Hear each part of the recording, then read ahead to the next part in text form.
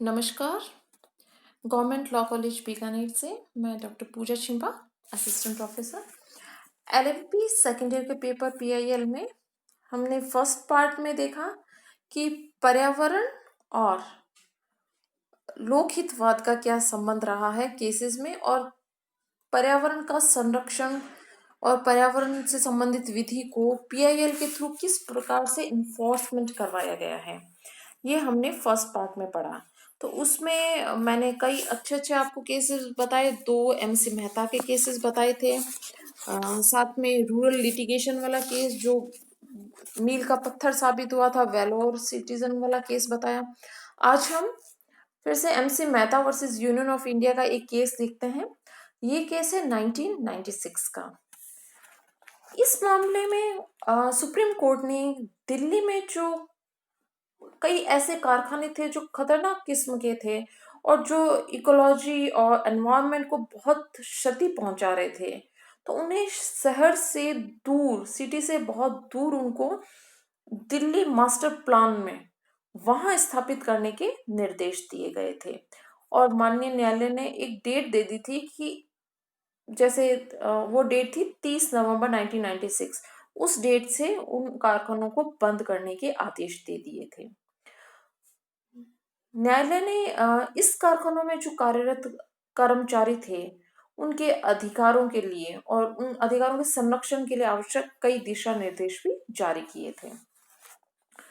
इसके साथ ही हम एक और केस देखते हैं, council for enviro legal action versus union of India. इस केस में माननीय सर्वोच्च न्यायालय ने जो समुद्र तट होते हैं, अपने भारत के समुद्र तटों के आसपास कई कारखाने हैं जो एनवायरनमेंट को क्षति पहुंचा रहे हैं, तो उनके संरक्षण के लिए न्यायालय ने कई दिशा निर्देश जारी किए थे। इसमें एक स्वैच्छिक संस्था थी, उसने पीआईएल दायर की थी और उसने बताया कि जो समुद्र तट है उसके आसपास खतरनाक किस्म के कई कारखाने स्थापित हैं जो समुद्रों को अपार क्षति पहुंचा रहे हैं। तो इस केस में न्यायालय ने कहा कि एक अधिसूचना सरकार को जारी की जानी चाहिए जो इन क्षेत्रों में खतरनाक किस्म के कारखानों की स्थापना नहीं हो, ऐसी अधिसूचना जारी करे। तो इसमें भी न्यायाधीश कुलदीप सिंह थे, जिनको ग्रीन जज के नाम से जाना जाता है।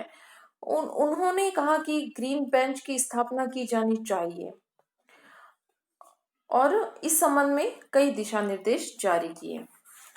नेक्स्ट केस हम देखते हैं एमसी मेहता का ही, MC Mehta versus union of India का केस। ये केस है 1991 का। इसमें दिल्ली में जो पेट्रोल डीजल से चलने वाले जो व्हीकल्स थे उनके द्वारा जो प्रदूषण फैल रहा था, उस प्रदूषण को रोकने के लिए यह पीआईएल दायर की गई थी। तो कोर्ट ने दिल्ली प्रशासन को केंद्रीय मोटर यान एक्ट 1989 को कड़ाई से लागू करने के निर्देश दिए थे कि उन्हें पूरे जो प्रावधान है उनका पूरा पालना की जानी आवश्यक है। और साथ ही कोर्ट ने ये निर्देश दिए, ध्यान से सुनिए, ये निर्देश बहुत इंपॉर्टेंट है, जो सिनेमा घर है, सिनेमा हॉल्स में जो भी शो दिखाए जा रहे हैं, उस शो से पहले, मूवी से पहले कम से कम 2 स्लाइड प्रदूषण को रोकने के लिए जो उपाय किए जाने हैं या प्रदूषण का संरक्षण कैसे किया जा सके, इसके संबंध में 2 स्लाइड्स दिखाई जानी आवश्यक कर दी गई थी। साथ ही में जो रेडियो दूरदर्शन है उसमें भी कुछ मिनट के प्रोग्राम्स प्रसारित करने की भी न्यायालय ने निर्देश दिए थे। और साथ ही कई स्कूल, कॉलेजेस, यूनिवर्सिटीज में भी एनवायरनमेंट से रिलेटेड सब्जेक्ट को पढ़ाए जाने के ऑर्डर जारी किए थे। एक और केस देखते हैं हम, Indian council for environmental legal action versus union of India. ये 1996 का केस है। इसमें एक संस्था थी जो एनवायरनमेंट के संरक्षण के काम में लगी हुई थी उन्होंने पीआईएल दायर किया और यह कहा कि जो अ, रासायनिक कारखाने हैं, जो केमिकल फैक्ट्रीज है, उसके संबंध में न्यायालय का ध्यान आकर्षित किया और अ, यह निवेदन किया, उसमें ये रिलीफ मांगी गई थी कि कोर्ट गवर्नमेंट को ये निर्देश दे कि जो एनवायरनमेंट से रिलेटेड लॉज हैं उनका सही तरीके से पालन करवाया जाए और ऐसे जो इंडस्ट्रीज हैं जो खतरनाक गैस बनाते हैं और जिनसे गैसेस निकलती हैं उनके संबंध में जो नागरिकों के जो अधिकारों का हनन हो रहा है, उनकी स्वास्थ्य के दुष्प्रभाव पड़ रहा है, उसको संरक्षण दिया जाए। तो यह उदयपुर के पास एक विचारी गांव था, वहां के जो केमिकल फैक्ट्रीज थी उनके संबंध में यह केस किया गया था। तो इस फैक्ट्री का जो कचरा था वो लगभग 2424 टन कचरा था और जब न्यायालय ने नेशनल पर्यावरण शोध संस्था को जांच करके रिपोर्ट पेश करने का कहा, तो जो ये फैक्ट्रीज थी उन्होंने अपना 720 टन कचरा तो गड्ढों में इधर उधर कर दिया, लेकिन फिर भी वो चारों ओर फैला हुआ था, उस पर मिट्टी डलवाने की भी कोशिश की गई थी, लेकिन उस जांच रिपोर्ट इन फैक्ट्रीज के अगेंस्ट में ही थी। तो न्यायालय ने जो रिपोर्ट पेश की गई थी उस रिपोर्ट को स्वीकार किया और न्यायालय ने कहा कि यह नागरिकों के जो दैहिक स्वाधीनता को है उसको हानि पहुंचाता है और साथ में न्यायालय ने कहा कि दूषित करने वाला ही भुगतान करता है, पॉल्यूटर पेज, उस सिद्धांत पर प्रतिकर देने के निर्देश इस केस में दिए गए थे।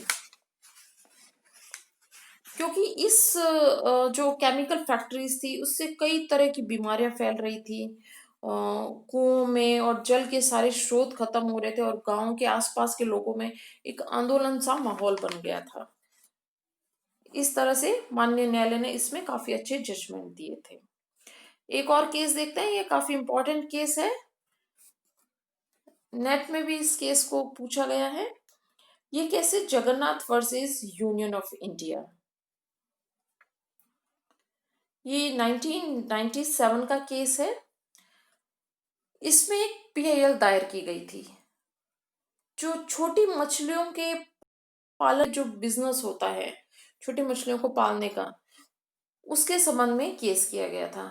क्योंकि जो पहले के जमाने में जो छोटी मछलियों को पालने के जो पारंपरिक तरीके थे वो प्रदूषण फैलाने वाले नहीं थे, लेकिन वर्तमान में जो फैक्ट्रीज लगाई गई है इनके प्रोडक्शन बढ़ाने के लिए वो कई केमिकल्स का यूज करते थे, इससे पानी बहुत अधिक, समुद्र बहुत अधिक खराब होता जा रहा था। तो इस केस में जो समुद्र तट है और समुद्र के किनारे हैं, ये जो छोटी मछलियों को पालने वाले जो बिजनेस हैं, उनसे जो प्रदूषण हो रहा था उनको बचाने के लिए यह पीआईएल दायर की गई थी। क्योंकि बहुत बड़ी संख्या में समुद्र के किनारे इंटरनेशनल लेवल की कंपनीज लगाई हुई थी, कई कारखाने थे और जो इकोलॉजी को नुकसान पहुंचा रही थी। तो न्यायालय ने इस केस में यह भी निर्धारित किया कि जो ये जो छोटी मछलियों को पालने के फॉर्म्स की स्थापना की गई है, इससे वाकई में पर्यावरण को बिल्कुल प्रतिकूल प्रभाव पड़ रहा है और केंद्र सरकार को यह निर्देश दिए कि कोस्टल जोन रेगुलेशन की जो अधिसूचना है उसका समुचित रूप से पालन करवाया जाए। फ्रेंड्स, इस केस में भी जस्टिस कुलदीप सिंह जी थे जो ग्रीन जज के नाम से जाने जाते हैं।